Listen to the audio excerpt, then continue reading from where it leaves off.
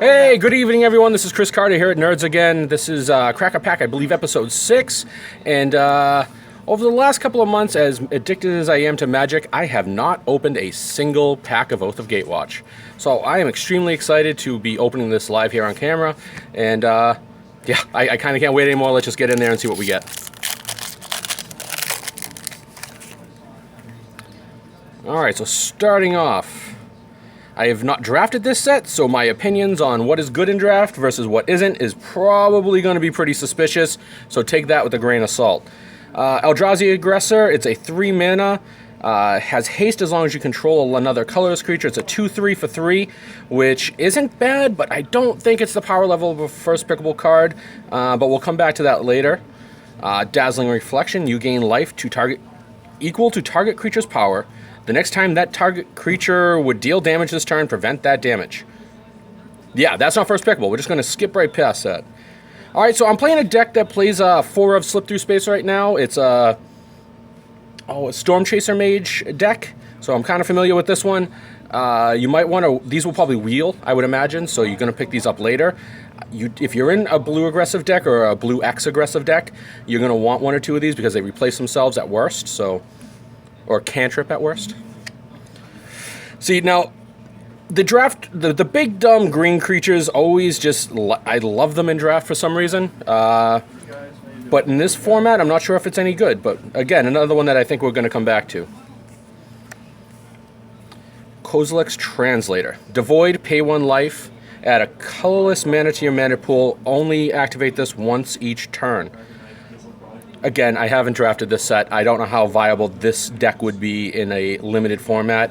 It doesn't seem amazing, but again, I think we're going to revisit this come the end of the pack. Okay, well, lead by example. Combat Trick, support 2. Your lowest toughness creature will end up with 2/1/1 counters on it. It's a very, seems like situational pump spell. Oh no, support is not Outlast. Or what was the ability? Bolster was the one that went on your smaller creatures. So support 2, you permanently put 2/1/1 counters on it for 2 mana. That's actually fairly decent for a combat trick. I think that's another one we're going to look at later. I don't think it's a first pickable card, but that seems like a fairly decent combat trick. Unknown Shores, good fixing. You definitely don't pick it anywhere near the top of your picks, but you wield them if you need them. Blinding Drone. So far, this is easily the first pick that I would take.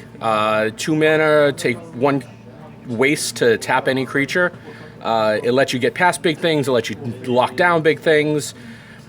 Historically, tappers of this kind in draft formats or even sealed formats are very powerful. So I'm going to put that on the let's look at it at the end of the pack list. Kozilek's Pathfinder. 6 mana, 5/5. That makes things unable to block itself for a waste. It's not a bomb. I definitely don't think you're going to pick this first, but if you're in the waste deck, I think this might be a really good pickup for you. Scion Summoner. One of the 2-for-1s when it enters the battlefield. It comes with brings to the battle a 1/1 Eldrazi Scion that you can sack for 1 waste mana. 3 mana, 2/2, but it's really a 3 mana, 3/3 split between 2 bodies. So far, I think this might be my first pick. Roiling Waters. You bounce 2 creatures for 7 mana, and then you draw 2 cards. Sorcery Speed. I have not played with this. The big dumb spell lover in me loves this spell, but I don't think this is close to first pickable. Now, Flaying Tendrils. It's a sweeper. I'm aware of this card because I do play Magic Origins, or I did play Magic Origins a bit over the last couple of months to test it out and see how it was. So I'm familiar with this card, but I don't think it's... I don't like this type of effect in a limited format. Yeah, if you're in a control style shell, you want these, but in general, 3 mana, -2/2/2 sweepers are situationally good. Okay, so we were open to Reflector Mage. That changes my opinion of every other card in the format. In the pack, I'm sorry. I'm pretty sure now this is the first pick. Kind of hard not to. When it enters the battlefield, you bounce something, so you have the Mana War effect. Plus, your opponents can't cast that next turn. They have to wait a full turn before they're able to recast that spell. And then our rare is a Gladeheart Cavalry. 7 mana, enters the battlefield, supports 6, so you put 6 1/1 counters on up to 6 other creatures. And then whenever a creature you control with a 1/1 counter on it dies, you gain 2 life. 7 mana in green. This goes really well with the Canopy Gorger. If you can pick one and hopefully wheel the other and then be in the big green deck, that seems like a thing. But right now I'm still thinking that Reflector Mage is the pick of this pack. We get a Scion for our token, we get a Full Art Force for our troubles. But I think far and away, Reflector Mage, even though it's 2 colors, it's either Reflector Mage or the Scion Summoner for me.